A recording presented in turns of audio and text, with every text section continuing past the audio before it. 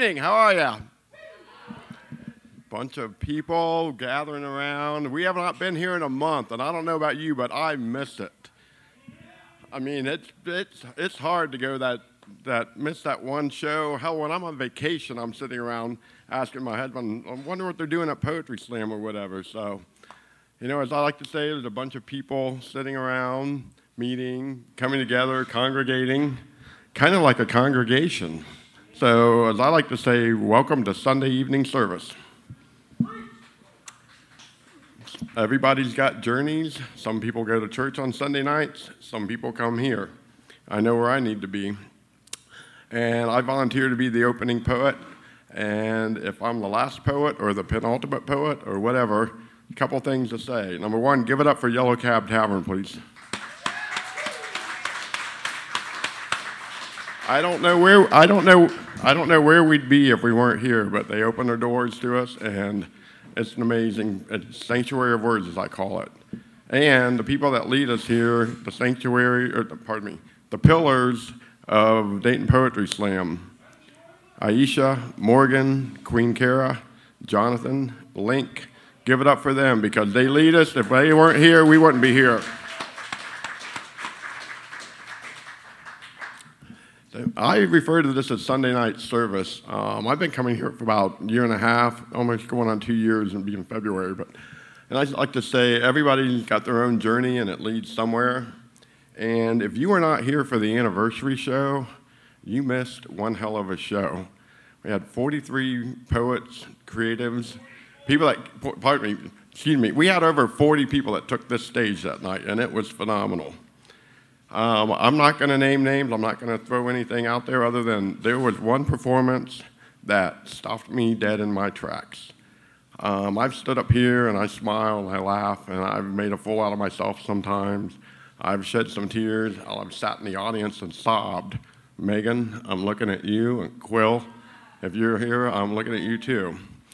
But there was a performance that stopped me dead in my tracks. And I literally had to leave the room and go recenter myself. That's the journey, and that is why I refer to this as Sunday evening service. So, there were some people, even the other poets, that reached out to this individual from the stage. So that kind of energy coming out of this room, this sanctuary of words, that's why I call this Sunday evening service. So, with that being said, let's do some poetry. It is always an honor to be your opening poet. And we're going to start it off with a little bit of a joke first before we get here. I don't want to start off on a real negative or somber note, so we're going to kick it up a little bit. I did this one about 25 years ago in the corporate world. Hey, Link. Hey, what? What's the difference between a gay man and a washing machine? I don't know. What's the difference between a gay man and a washing machine? Nothing. Oh, come on. I told that in a corporate event 25 years ago, and my husband's been with me for 29 years. I can tell it. So, let's do some poetry. This is a re-debut, if you will. The first time it came up on the stage, it wasn't ready. I wasn't ready. So, we're going to honor Labor Day weekend. This is called Summer Pool, and this is for Tarsha. On any summer sunny day, a cumulus cloud kind of day, sometimes, if any at all. At any given pool, communal or local, friends and frenemies yet to be known, among and gathered round cliques that never expire. The still too lukewarm sky mirror of water, wavering reflections of steam-rolled marshmallows and undulating clouds if you've never had an acid flashback. A ceaseless daylight show among coteries and fireworks. Other days, just clouds, if any at all. The assemblage of required tanning, lotions, oils, bodies, activities laid out upon towels, old and new, spread among pool decks. Hot concrete always providing an instant hopscotch seasonal ritual to the shade, if any to be found. Radios play. Airwaves vying for airspace above battlements of sunbathers armored in little else but egos and sunscreen. They're scent masked by tropical coconut oils because always masked by tropical coconut oils, always a natural habitat smell worldwide, because somehow we've all been to the tropics at some point in our lives, if only in our dreams. Some days the nacho cheese fries and overburnt hot dogs never leave the summer warmth, comfort of a paper plate. Other days, seconds and thirds are a must, and always shared with friends. The cliques must be fed.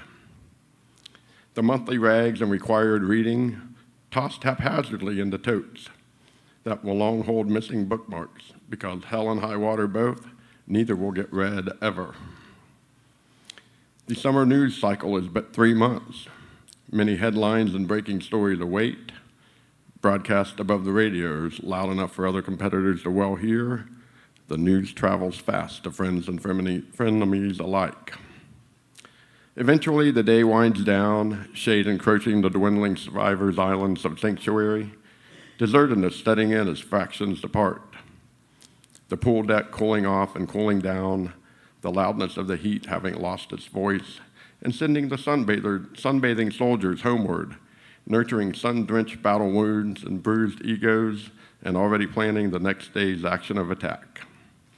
And as always, with every retreat, that final turn and last glance back, with a bright smiled wave and shout, although the shade has finally overcome another day of air raids and occupations, the sun always gets in your eyes, even with the sun-drenched hair falling across your face. That is Summer Pool. Thank you for allowing me to be your opening poet. Welcome to the end of summer, and welcome to Dayton Poetry Slam. Thank you for listening.